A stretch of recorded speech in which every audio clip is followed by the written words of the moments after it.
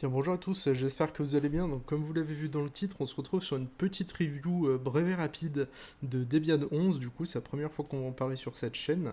Debian qu'on ne présente plus, qui est la mère de nombreuses autres distributions, notamment Ubuntu et tous ses descendants, qui utilise le gestionnaire de paquets apt, qui est assez sympa à utiliser. Et le format de paquet Deb qui est extrêmement répandu, qui est sûrement un des plus connus avec RPM de chez Red Hat ou Fedora. Donc voilà. En l'occurrence, je suis sur XFCE, bureau dont vous n'avez vu aucune vidéo pour l'instant sur ma chaîne, parce que je suis pas trop... Enfin, ça fait très longtemps que j'ai pas utilisé ce bureau-là. À l'époque, fut un temps où je l'utilisais pas mal sous Gentoo. Puis j'ai découvert KDE, bien sûr et sa suprématie. Euh, Debian 11 qui est du coup, enfin Debian qui est découpé en deux canaux distincts, même trois, mais je vais pas parler de celui du milieu. On a du coup Stable sur lequel je suis, qui est une version qui sort tous les 2 ans, qui a un petit peu de retard en termes de version, c'est vraiment on cherche. Et puis on a Seed aussi, qui du coup est une version un peu expérimentale. Vous avez du coup les dernières versions des paquets, notamment les derniers DE, les derniers noyaux, le dernier Wine, le dernier Mesa, qui est un peu plus intéressant, qui est un petit peu casse-gueule, entre guillemets, mais qui reste assez utilisable au quotidien, malgré tout. Donc, Debian 11, en tout cas, dans sa version stable, j'en suis extrêmement surpris, en tout cas sur XFCE, parce qu'on est sur un système qui est vraiment assez léger, et qui rend extrêmement bien. Là, bon, l'usage RAM est pas forcément parlant, parce que j'ai OBS qui tourne, forcément ça prend des ressources, mais en tout cas du coup on est sur le noyau 5.10, hein, je crois, 5.10.127 du coup, qui est un noyau un petit peu ancien LTS, du coup il y a pas mal de révisions maintenant, donc c'est assez sympa en termes de nouveautés. On a quand même les correctifs de sécurité qui redescendent sur ce genre de noyau, vraiment les grosses failles, donc c'est assez intéressant.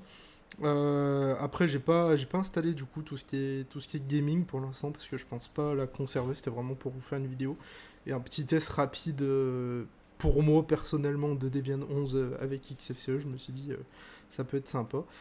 J'ai pu installer à peu près tous les paquets que j'utilise. Maintenant, j'utilise OpenRGB. Vu que j'ai changé de clavier, j'ai maintenant un Corsair K70 RGB MK2 qui marche assez bien honnêtement, que j'ai reçu aujourd'hui et j'en suis extrêmement content pour l'instant.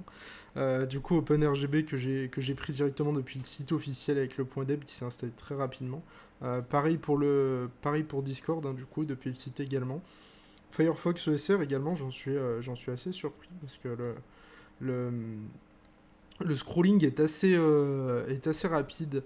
En tout cas, par exemple, si, je sais pas si on peut chercher. Hop, on va taper ça.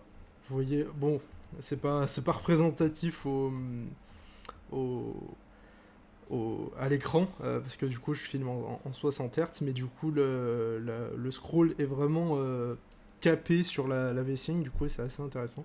Vous avez notamment nos petites stats de Google Analytics pour Arcade Linux. Donc voilà. Après j'ai également Spotify, hein, du coup j'ai suivi le guide entre guillemets officiel avec l'ajout du PPA, je crois, ou d'un dépôt carrément officiel de Spotify parce que j'ai pas envie de passer par Flatpak pour ce genre de logiciel là. Donc voilà. Mon usage se résume pour l'instant à ça. On a les applications ouvertes en bas, hein, je sais plus comment ça s'appelle, le App Indicator, voilà, sous GNOME, qui est intégré directement chez XFCE, donc c'est assez sympathique. Un fond d'écran qui vient du subreddit Wallpaper, bien sûr, vous connaissez mes sources depuis le temps. Donc voilà, en tout cas, Debian, ça marche très fort.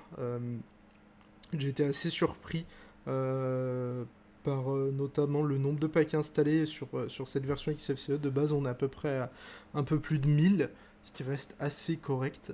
Euh, je sais qu'on chipote souvent avec ça, mais bon voilà, moi ça me dérange pas trop, à part vraiment les cas extrêmes comme OpenSUSE, bien sûr, je vous invite à aller voir ma vidéo à ce sujet. Mais sinon, oui, Debian, c'est une distribution qu'on présente plus, que honnêtement, ça sert quasi plus à rien de faire des vidéos dessus parce que bah tout le monde sait que ça marche, hein, honnêtement. Ça bouge pas, vous pouvez l'installer sur le PC de vos grands-parents, ça fonctionnera très bien, il y aura quasi aucune maintenance à faire dessus.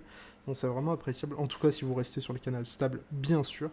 Donc voilà, petite vidéo rapide de la soirée, j'espère qu'elle vous aura plu, et puis on se retrouve très vite pour une prochaine vidéo.